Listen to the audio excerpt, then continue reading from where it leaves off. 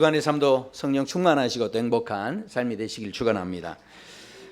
전쟁과 평화라고 하는 톨스토이의 작품이죠. 참 너무나 유명한 작품이어서 영화로도 제작이 되고 그렇게 우리에게 알려진 그런 작품입니다. 그런데 이 작품의 그 배경을 보면 19세기 초에 나폴레옹이 러시아를 침략했을 때, 그래서 그 당시의 상황들을 배경으로 하는데, 그 당시 이 러시아의 입장에서는 나폴레옹이 그야말로 악마 같은 존재고 그야말로 괴물 같은 그런 존재로 아마 여겨졌을 겁니다. 그래서 그 전쟁이 일어나서 많은 사람들이 그 전쟁에 이제 참여하게 되는데, 귀족 출신이었던 안드레이라고 하는 사람이 이제 전쟁에 참여하면서 이제 그런 이야기를 거기서 합니다. 이렇게 고백합니다. 내가 왜 전쟁터로 나가는지 아는가? 이렇게 하면서 주변 사람들이 그런 이야기를 하는데, 그것은 바로 나폴레옹이 괴물이라서 또 그가 미워서도 아니다. 그리고 러시아가 강대국이 될 것이라 믿어서 또 그것을 바라는 마음도 아니다 하면서 이제 이 사람이 한 가지 아주 의미 있는 이야기를 합니다. 그것은 바로 내가 떠나는 것은 모스크바 최고의 미녀와 사는 게 참을 수 없어서야, 이렇게 이야기했다는 거죠.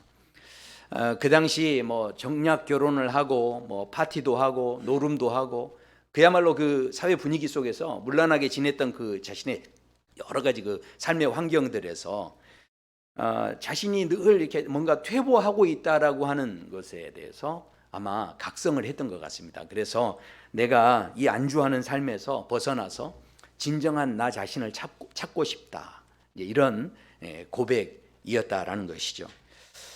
우리가 인생을 살아가며 여러 가지 많은 그 문화와 또 변화 속에서 지금 심지어 지금 우크라이나와 러시아의 그 전쟁이 지금도 일어나고 있는 이 상황 속에서 저는 이 톨스토이, 러시아 분이시죠. 근데 이분의 그 작품에서 이야기하는 그런 메시지들이 역으로 우리에게 또 중요한 또 메시지를 준다라는 생각을 또 해보게 됩니다. 우리 삶 속에 보면 자존심이 있고 자존감이 있어요. 근데 이게 큰 차이가 없는 것 같지만 그러나 매우 큰 차이가 있습니다. 왜냐하면 자존심은요, 그 주체가 항상 남입니다. 그러니까 남이 나를 어떻게 보는지 늘 의식하고, 저 사람이 나를 어떻게 평가하는지, 또 저 사람 눈치를 보면서 상대편에 늘 그 주체가 있기 때문에 이 자존심이요, 상대편에 의해서 올라가기도 하고 상대편에 의해서 내려가기도 합니다. 자, 그런데 자존감은요, 그 주체가 납니다. 그래서 이 자존감은요, 놀랍게도 내가 하나님 안에서 내가 누구인지 발견하고 또 내가 나를 사랑하기 시작하면요, 그러면 이 자존감은 주변의 환경과 상관없이 늘 오르락 내리락 하지 않고 늘 그 자존감으로 행복해질 수 있는 그런 자리에 있을 수 있다는 거죠. 큰 차이가 아닌 것 같지만 그러나 이 차이가 굉장한 차이라는 거죠. 우리가 인생을 살아갈 때 그래서 이스라엘의 그 초대 왕이었던 그 사울 왕을 우리가 또 생각해 보게 됩니다. 왜냐하면 사울 왕이 왕으로 세워졌을 때 참 준수한 청년이었다. 그리고 키도 다른 사람보다 크고, 그리고 남들 보기에도 너무 멋진 그런 사나이였는데, 그런데 왕으로 세워지고 나서 나중에 전쟁 후에 다윗과 비교되면서 사람들이 노래하기 시작하죠. 사울은 천천히요, 다윗은 만만이라. 근데 그 말 한마디에 쓰러집니다. 그 말 한마디에 넘어지죠. 그 말 한마디에 사람들 평가에 귀를 기울이기 시작하면서 자존심 상해하고, 그러면서 가진 것이 참 많은 사람이었지만 그러나 그 자존심 하나 때문에 그 인생이 다 망가져버리는 그런 안타까운 인생이 되어졌다라는 것이죠. 저는 이 시대를 살아가는 우리의 삶 속에 우리를 건드리는 일들이 얼마나 많은지 모르겠어요. 근데 이런 삶을 살아갈 때 우리가 영적으로 정말 바로 서려면 무엇보다도 하나님 안에서 내가 누구인지 나를 찾는 것, 그리고 나를 발견하는 것, 이것이 얼마나 중요한지 모릅니다. 그래서 성경의 말씀에 보면 하나님의 전신갑주를 입으라. 이 영적인 세상을 살아갈 때 우리는 그저 사는 게 아니라는 거죠. 이것은 혈과 육에 대한 싸움이 아니라 이것은 영적인 전쟁의 시대를 지금 우리는 살고 있다 하는 것을 이 에베소서를 통해서 사도 바울은 우리에게 권면을 합니다. 그래서 하나님의 전신갑주를 입으라, 이제 이런 말씀을 하는데, 그런데 우리는 이 말씀을 보면서 다시 한번 깨닫게 되죠. 전신갑주를 입는 것이 내가 힘이 세지는 게 아니라는 거예요. 이 전신갑주를 입어야 하는 전제 조건이 있는데 이렇게 말씀하죠. 마귀의 관계를 능히 대적하기 위해 전신갑주를 입으라 하지만 그것의 전제 조건이 무엇입니까? 주 안에서와 그의 힘의 능력으로 내가 먼저 강건해져야 한다는 거죠. 마귀가 호시탐탐 우리를 노리고 있지만, 그것이 분명하지만, 그러나 우리가 상대해야 할 것은 그 마귀가 아니라 실은 내 자신이 먼저 강건해져야 한다는 거예요. 그래서 우리가 싸울 수 있는 싸움의 기술 가운데 가장 중요한 것은 내가 여호와를 기뻐할 수 있을 때, 내 안에 진정한 기쁨이 우리가 식어지지 않을 때 우리는 언제나 그 싸움에서 이기게 될 줄로 믿습니다. 지난주까지 우리가 이제 이 말씀을 나눴는데요. 오늘 그렇다면 이 하나님을 기뻐한다는 것이 도대체 무엇인가 하는 것을 오늘 본문은 우리에게 말씀을 합니다. 그것은 바로 이렇게 말씀하죠. 기도하라는 거예요. 하나님을 기뻐하는 것 가운데 가장 중요한 것이 바로 기도하는 것이다 하는 겁니다. 기도하라는 것은 지금 사도 바울이 무슨 이야기를 하는 거냐면, 우리가 아무리 전신갑주를 잘 갖춰 입었어도 실은 우리가 그 어떤 것도 우리 자신의 힘을 가지고 실천하면서 우리가 뭐 대단한 일들을 이루어가면서 그렇게 할 수 있는 문제가 아니라는 거예요. 반드시 모든 일에 하나님의 은혜가 필요하다는 이야기죠. 그래서 기도하라 권면하는데, 그런데 우리가 이 하나님의 전신갑주에 대해서 좀 오해하는 게 좀 있습니다. 지난주에도 말씀드렸지만 이 하나님의 전신갑주를 입으라 하니까 우리가 외부의 적과 이렇게 늘 싸워야 되는 것으로 생각을 그렇게 하는데, 그런데 전신갑주가 가지고 있는 아주 중요한 요소들이 있습니다. 이 말씀 이전에, 지금 기도하라 이 말씀 바로 이전에 이제 전신갑주가 소개가 되는데 진리의 허리띠를 이야기합니다. 자, 그런데 허리띠에 관심을 일단 갖지 마시고요. 그것이 무슨 띠입니까? 진리라는 거, 진리. 진리라는 요소를 이야기합니다. 그 다음에 또 뭘 이야기합니까? 의의 호심경이죠. 의로움을 이야기합니다. 그리고 평안의 복음의 신에서 이 평안을 이야기하죠. 그리고 믿음의 방패를 이야기합니다. 그리고 구원을 이야기하고요. 그 다음에 하나님의 말씀을 이야기합니다. 그러니까 우리는 내가 좀 더 진리를 행하고 더 의롭게 살고 내가 더 하나님 안에서 좀 평정을 유지하고 뭐 이렇게 하면 내가 하나님의 전신갑주를 입고서 그렇게 믿음으로 사는 것으로 그렇게 우리는 착각하는데, 그것이 마귀를 대적할 수 있는 강력한 무기다 이렇게 생각을 하시는데, 그런데 전혀 그렇지 않다는 거죠. 왜냐하면 진리라는 것을 생각해 보십시오. 실은 진정한 진리는요, 사람에게서 오는 게 아닙니다. 예수 그리스도를 통해서 우리에게 주어진 거죠. 참된 진리는요, 변하지 않아야 됩니다. 그런데 그 변하지 않는 진리가 바로 예수님이시다라고 분명히 말씀하고 계시고, 그 진리가 은혜로 주어졌다라고 우리에게 말씀합니다. 진리와 의로움뿐만이 아닙니다. 평안도 마찬가지죠. 실은 우리가 평안을 전한다라고 생각하지만, 그러나 우리가 예수님의 그 십자가의 은혜로 말미암아 하나님과 우리와의 그 깊은 이 간격이 생겼는데, 그런데 그 간격을 오직 그 예수 그리스도의 피로 말미암아 화목하게 하시고 그 길을 열어주시고 하나님과의 관계가 회복되도록 은혜를 베푸셨는데, 그게 전적인 하나님의 은혜였다는 거죠.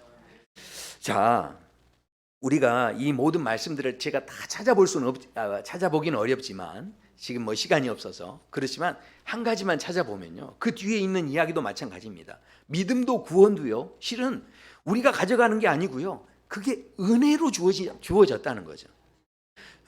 자, 그래서 에베소서 2장에 보면 8절에 이렇게 말씀합니다. 너희는 그 은혜에 의하여 믿음으로 말미암아 구원을 받았으니 이것이 너희에게서 난 것이 아니요 하나님의 선물이라. 아멘.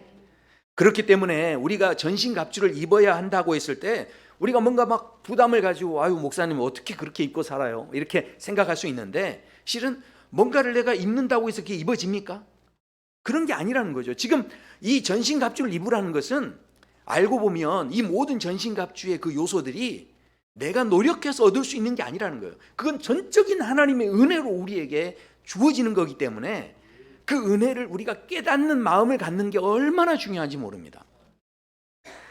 어떤 그 전도사님이 결혼한 뒤에 신혼집에 들어가서 이제 아내하고 이렇게 함께 사시다가 그 사모님하고 이렇게 함께 있는데 방을 정리를 하고 있었대요. 그런데 아내 가방에 보니까 나무 통으로 된 뭐 상자가 하나 있는 겁니다. 그래서 아내한테 이게 뭡니까? 그렇게 물어봤대요. 그랬더니 그 아내가 하는 이야기가, 당신이 진실로 나를 사랑한다면 그러면 절대로 다른 건 몰라도 이것만은 열어보면 안 돼요, 여보.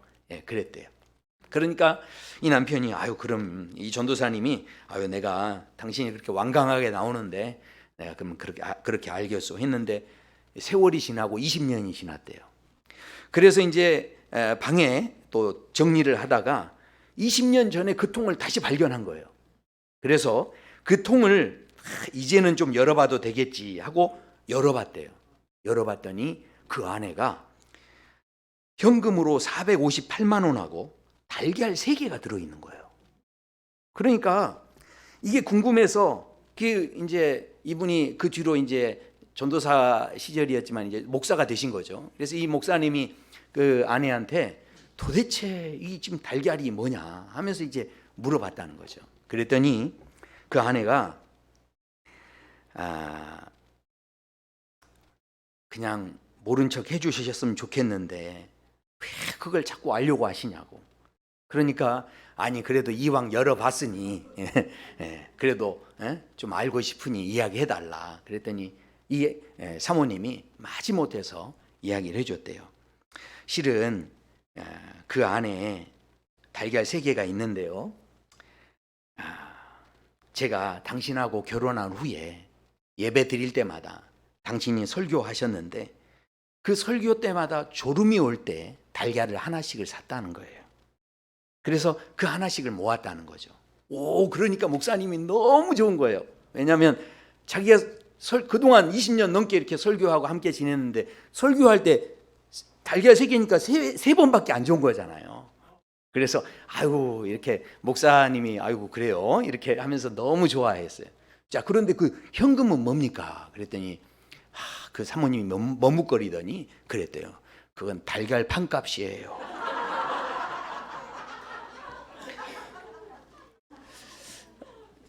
제가 그 이야기 듣고 저라고 해서 실은 저도 매일 설교를 합니다.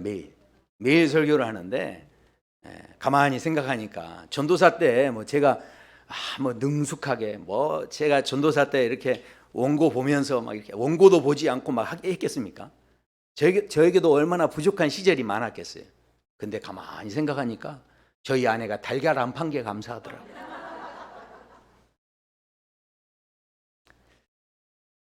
세월을 지나고 보니 하나같이 은혜가 아닌 게 없다는 거예요. 근데 은혜는요, 내가 이렇게 한번 깊이 묵상하지 않으면 이게 은혜였구나, 이걸 실은 모르고 그냥 지나가는 거예요. 모든 게 알고 보면 이게 은혜였다 하는 거죠. 그렇다면 우리가 다시 한번 생각해야 됩니다. 우리가 정말로 이 영적인 전쟁이 있는 이 세상 속에서 우리가 살아갈 때 이 하나님의 전신갑주를 입는다는 것이 무엇인가? 그래서요, 오늘 말씀에서는 이런 말씀을 합니다. 그런즉 서서 진리로 너희 허리띠를 띠고, 이렇게 말씀하죠. 그러니까 가만히 보세요. 그런즉 서서라고 말씀합니다. 서서 견디라는 거예요. 서서 버티라는 겁니다. 지금 전신갑주를 입으면 우리 모든 사람들은 내가 더 힘이 세져서 싸워야 되는 것으로 생각하는데, 그런데 이 전신갑주를 쭉 보시면요, 한 가지도 이것 가지고 싸워라 이런 이야기가 없어요. 허리띠를 어떻게 해요? 띠라는 거죠. 나를 그냥 내 허리띠를 졸라매라는 겁니다. 그리고 어떻게 해요? 호신경을 붙이고, 그리고 어떻게 해요? 그 신을 신고, 그리고 그 방패를 가지고 있으면 화살이 오면 어떻게 하는 겁니까? 지금 방어하는 거죠. 막는 거죠. 수비하는 거죠. 공격하는 이야기가 아닙니다. 이걸 가지고 막 나가와서 싸워라 이런 이야기가 아니라 그것으로 막아서라는 거예요.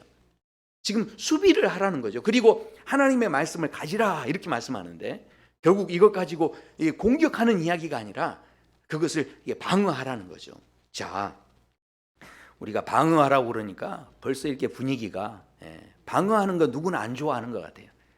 칼을 들었으면 나가서 싸워야죠. 근데 싸우는 게 아니고 여기에서 수비하라. 이제 이렇게 이제 방어하는 것을 이야기하는데 너무 중요한 건요. 수비하는 게 그저 나쁜 게 아닙니다. 왜냐하면 수비를 한다는 것은 지킨다는 의미가 있죠. 자, 지킨다는 건 무슨 이야기입니까?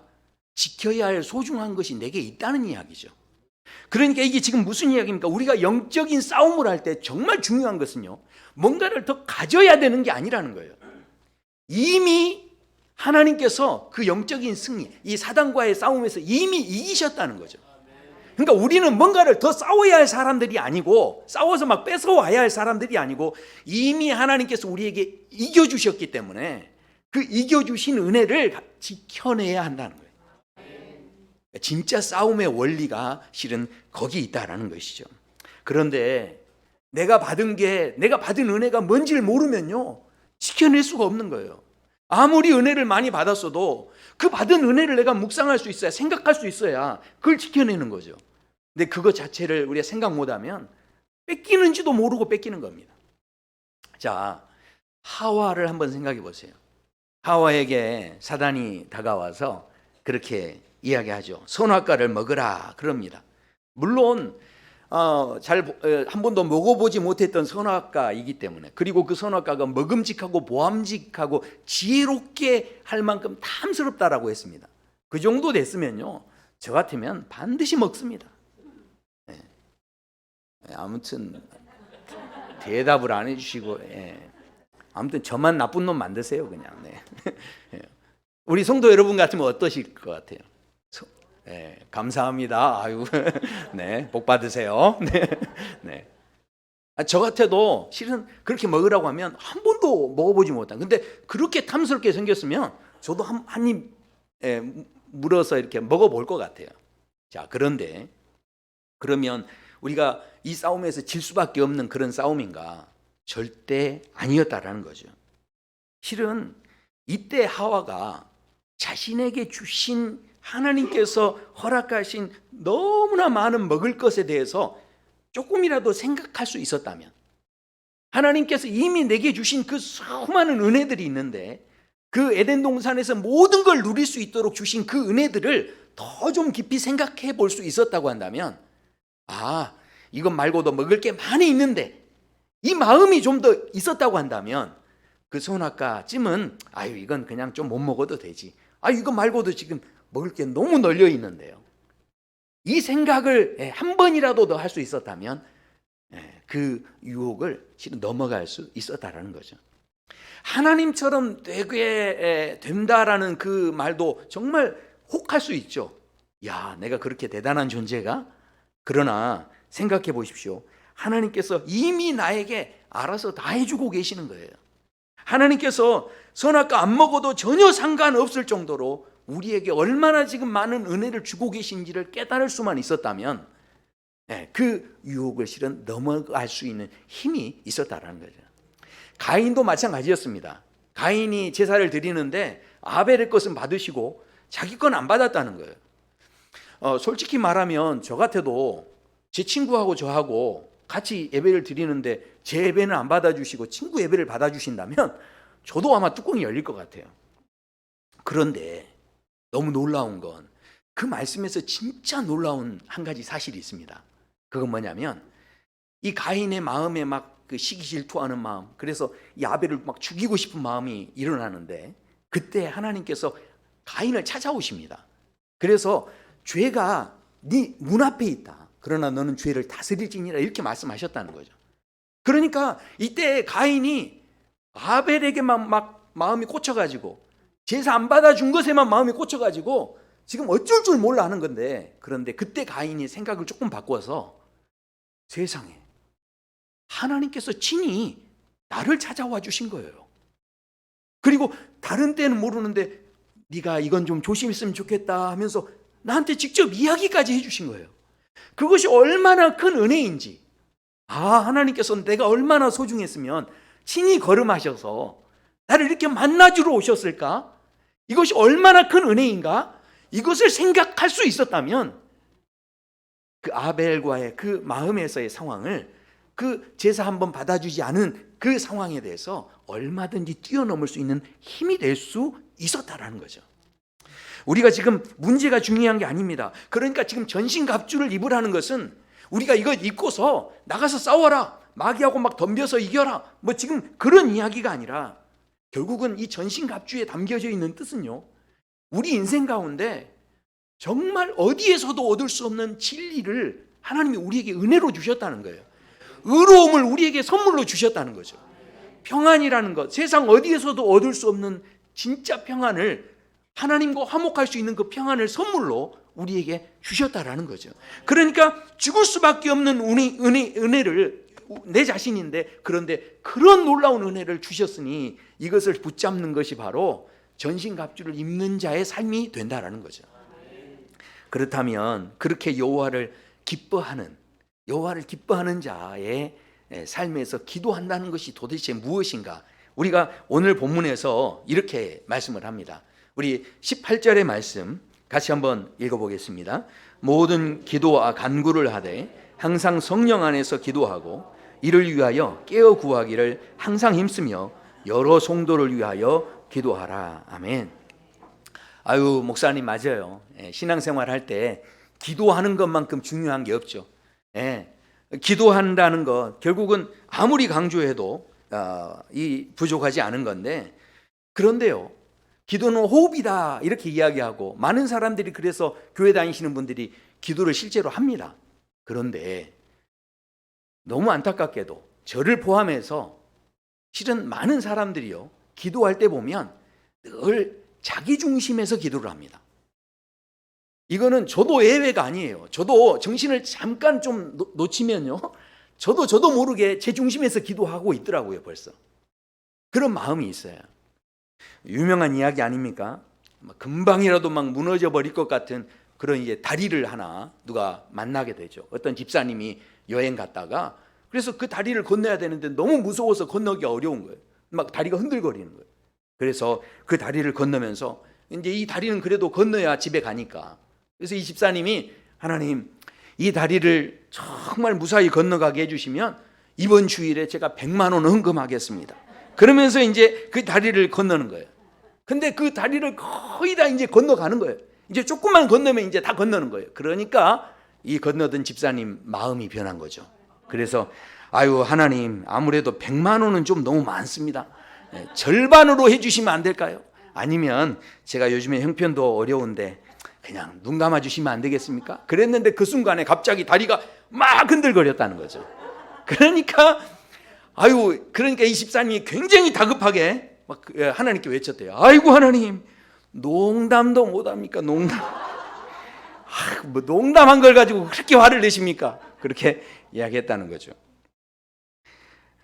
실은 우리가 기도하는 것 정말로 기도한다고 하지만 언제나 실은 우리 중심에 있다는 거예요. 이게 아닌 것 같은데 그렇지 않아요. 대표 기도를 이렇게 해도요, 보면 많은 분들이 신경 써요. 다른 사람이 어떻게 생각하는지, 이 기도한 것에 은혜를 받았는지 못 받았는지.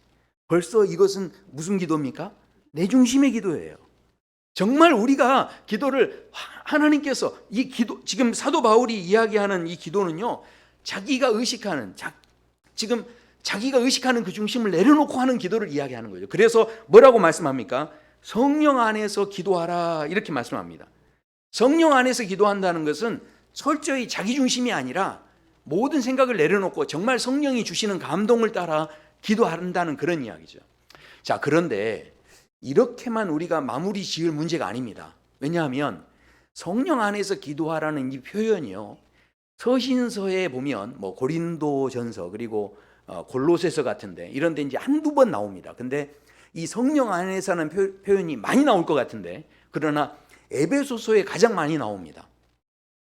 도대체 그러면 이 에베소서 전체에서 이야기하는 이 성령 안에서라는 뜻이 무엇인지를 우리가 생각해 봐야 되는데, 성령 안에서 그저 나를 죽이고 성령의 생각을 따라 기도하는 이런 기도, 이런 차원이 아니고요, 성령 안에서 기도라는 의미를 우리가 좀 생각해 봐야 되는데, 에베소서 4장에 보면 이렇게 말씀합니다.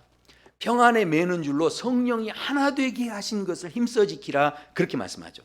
그러니까 지금 에베소서에서 성령 안에서라는 이 표현은 지향하는 점이 뭐냐면 하나 되게 하는 것이에요. 하나 되게 하는 것. 그러니까 에베소서 또 2장에도 보면 이렇게 말씀합니다. 그의 안에 건물마다 서로 연결하며 주 안에서 성전이 되어가고 너희도 성령 안에서 하나님이 거하실 초소가 되기 위하여 그리스도 예수 안에서 함께 지어져 가느니라. 너희도 성령 안에서 함께 지어져 가느니라, 그렇게 말씀하죠. 그러니까 지금 이 에베소서에서 이야기하는 성령 안에서는 모두 다 하나 되기를 원하는 그런 마음으로 지금 이 성령 안에서라는 단어를 사용하고 있다라는 거죠.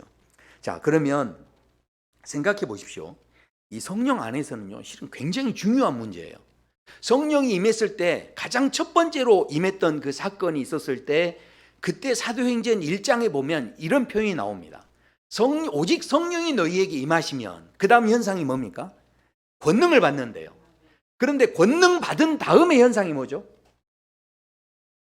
예루살렘과 온 유대와 사마리아 땅끝까지 이르러 증인이 된다는 거죠. 자, 그런데요, 이 내용을 보시면 성령이 임하셔서 우리에게 생겨나는 권능이라는 게 그렇다면 결국은 무슨 이야기입니까? 우리가 권능을 이야기할 때 대부분 말씀을 잘 전하는 어떤 논리력을 이야기하거나, 또 우리가 뭐 신비한 영적인 능력이나 기적과 이적을 베풀어서 사람들을 막 감동시키는 막 그런 놀라운 능력들, 물론 권능을 그렇게도 이야기할 수는 있습니다. 그러나 말씀대로 본다면 진짜 권능은 뭔지 아십니까? 진짜 권능은 뭐냐? 성령 받기 전에는요, 이 유대인들이 딱 자기들만 생각했습니다.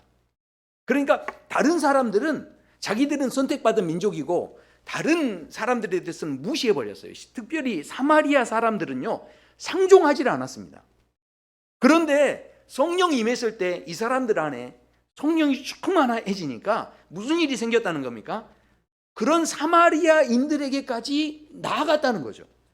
그런 사람들에게까지 다가가서 그런 사람들에게 복음을 전하고 품기 시작했다는 거예요. 그러니까 이 성령의 진정한 의미에서의 이 권능의 현상은 결국은 우리 모두를 하나 되게 하는 힘이 된다는 거죠. 그러니까 지금 오늘 이 하나님의 전신갑주를 입고 우리가 그 전신갑주를 입은 사람들이, 하나님의 사람들이 살아갈 수 있는 힘은 내가 막 세지고 강해지고 이게 아니라 바로 그 누구도 아닌 마귀를 상대하는 것이 아니라, 우리가 생각해야 할 것은 내가 먼저 건강해져야 되는데, 그런데 내가 건강할 수 있는 가장 힘은 하나님을 기뻐하는 것이고, 근데 그 기뻐하는 방법이 바로 하나님 앞에 기도하는 것인데, 그 기도의 내용이 무엇이었느냐면 바로 하나됨을 위한 기도였다는 거죠. 자, 그래서 말씀합니다. 오늘 모든 기도와 간구를 하되 항상 성령 안에서 기도하고 이를 위하여 깨어 구하기를 항상 힘쓰며, 그래서 말씀합니다. 여러 성도를 위하여 기도하라. 아멘. 야, 이게 여러 성도를 위해 기도한다는 게요, 쉬운 것 같죠? 그런데 이게 쉬운 게 아닙니다. 우리가 가지고 있는 이 틀 자체가 그래요. 이 당시 에베소 교회는요, 지금 성지순례를 가봐도 이게 항구 도시였어요. 그러니까 굉장히 많은 문물이 이렇게 교환되고, 이게 장사하는 사람도 있고 사업하는 사람들, 그리고 이 도서관도 있고, 그러니까 굉장히 그 문명이, 모든 문명을 다, 문명의 이기를 다 이렇게 누릴 수 있는 그런 이제 장소였습니다. 근데 그곳에 교회가 세워져 놓으니까 무슨 일이 생겼을까요? 많은 타락한 문화들이 그냥 무분별하게 함께 다 공유되는 그런 상황 속에 있었다라는 거죠.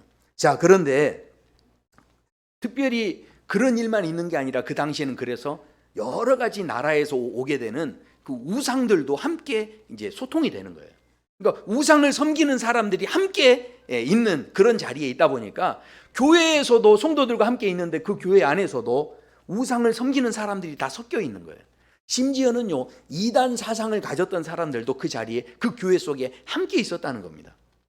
자, 그런 상황 속에서 오늘 이 말씀은 우리에게 굉장한 도전을 주시는 거예요. 이 여러 성도라고 했는데 이 여러 성도에는요, 진짜 여러 성도가 있었다니까요. 그냥 내 마음에 맞는 사람, 내가 친한 사람만 있는 게 아니고, 어쩌면 야, 저 사람은 좀 따돌리고 저 사람은 좀 교회 안 나왔으면 좋겠다 하는 사람도 다 포함되어 있는 거예요. 자, 우리가 어쩌면 싸워야 할 대상은요, 사람이 아니었던 거죠. 영적인 싸움에서 보면 우리를 계속 이간질하고 우리의 관계를 깨뜨리고 하는 모든 것이요, 실은 악한 영이 있다는 거예요. 자, 생각해 보십시오. 왜 지금 이런 말씀을 지금 하십니까? 사람과 사람은요, 서로를 어떻게 합니까? 성령이 임하기 전에는 죄인이다, 너는 사마리아인이다, 이렇게 하면서 서로 이렇게 구분을 지었다는 겁니다. 그 구분 짓는 게 서로의 관계를 파괴하고요, 우리의 마음을 굉장히 어렵게 하는 거예요. 우리가 지금 코로나 팬데믹으로 인해서 전염병을 알았고, 그 병에 걸린 사람들을 우리가 대부분 환자다, 그렇게 이야기합니다. 자, 그런데 그 환자로서 우리가 어찌됐든 그 병을 치유하기 위해서, 그 고치기 위해서 그렇게 노력을 했고 수고해 와서 어찌됐든 지금은 마스크를 이제 벗어도 되는 그런 상황에까지 이르렀지만, 그러나 한번 생각해 보세요. 우리가요, 이 병에 걸리면 그 병에 걸린 사람을 뭐라고 합니까? 환자다 그러죠.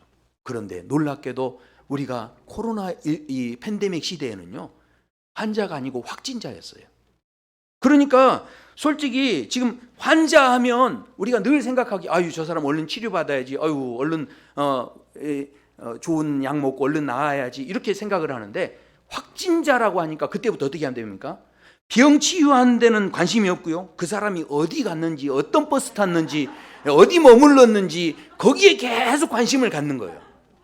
그러니까 이걸 환자 취급하는 게 아니고 병균 취급하는 거예요. 우리가 사람을 어떻게 규정하느냐에 따라서요, 그 틀에 딱 갇히면 그 사람에 대해서 전혀 다른 생각 못하고, 환자라고 했을 때는 어찌됐든 아이고 얼른 치료받아야, 얼른 좋은 의사 만나서 어디 좋은 약 먹고 치료받아야 되는데, 이놈의 코로나는 확진자라고 해놓으니까 그 다음부터는 그 사람이 머물다 간 자리가 어디였는지 다 찾아내야 돼. 그러니까 병 고치는 데는 관심이 없어요. 예수님께서 이 땅에 오셨을 때 예수님께서는 사람들을 그런 식으로 보지 않으셨죠.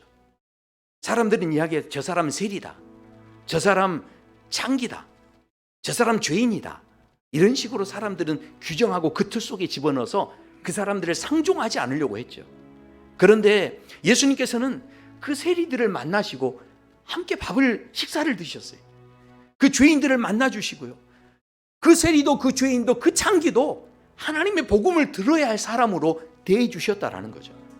예수님께서 그래서 오셔서 하셨던 비유 가운데 그 잃은 양의 비유를 하시는데, 99마리 중에서 한 마리의 양이 잃어집니다. 그래서 그 한 마리를 목자가 찾으러 가는데, 상식적으로 생각해 보십시오.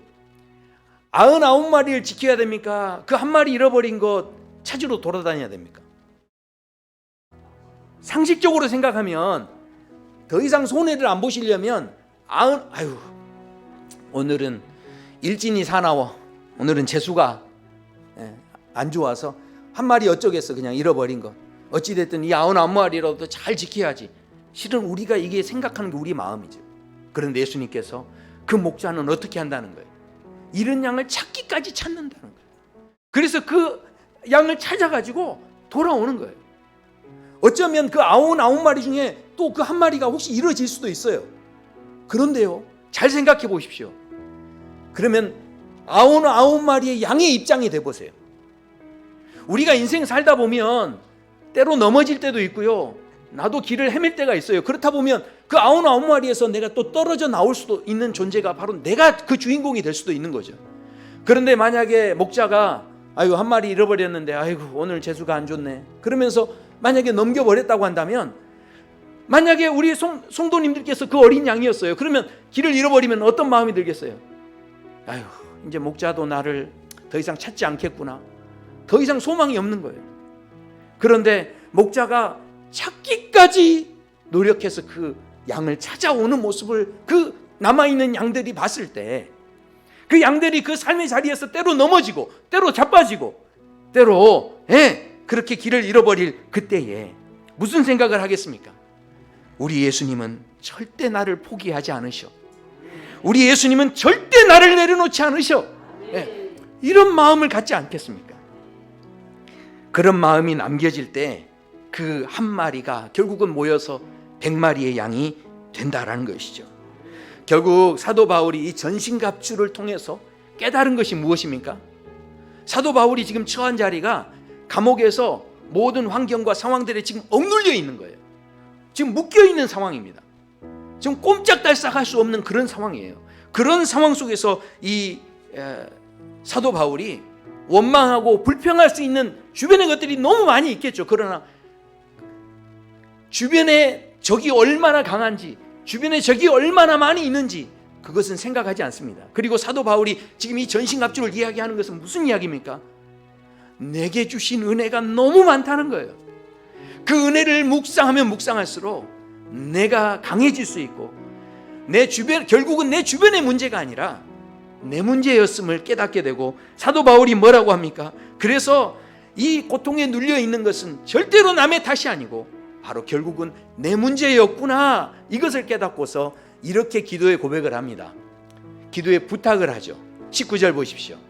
또 나를 위하여 구할 것은 내게 말씀을 주사 나로 입을 열어 복음의 비밀을 담대히 알리게 하옵소서. 아멘.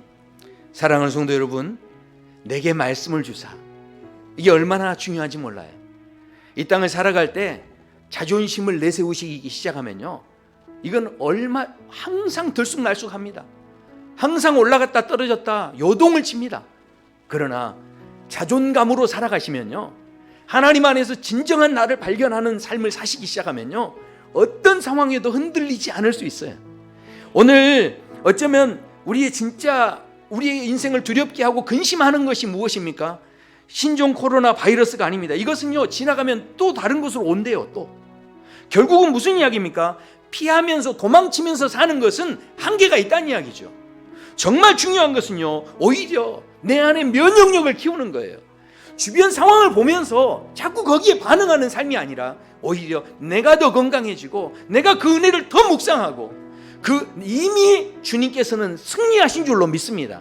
그렇다면 그 승리한 은혜를 뺏기지 않아야죠.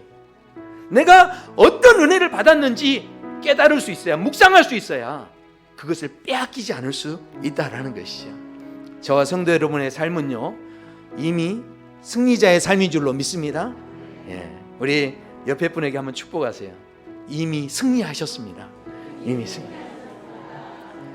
그 은혜를 놓치지 않기를 소원합니다. 그 은혜를 빼앗기지 않기를 소원합니다. 우리 함께 찬양하시겠습니다.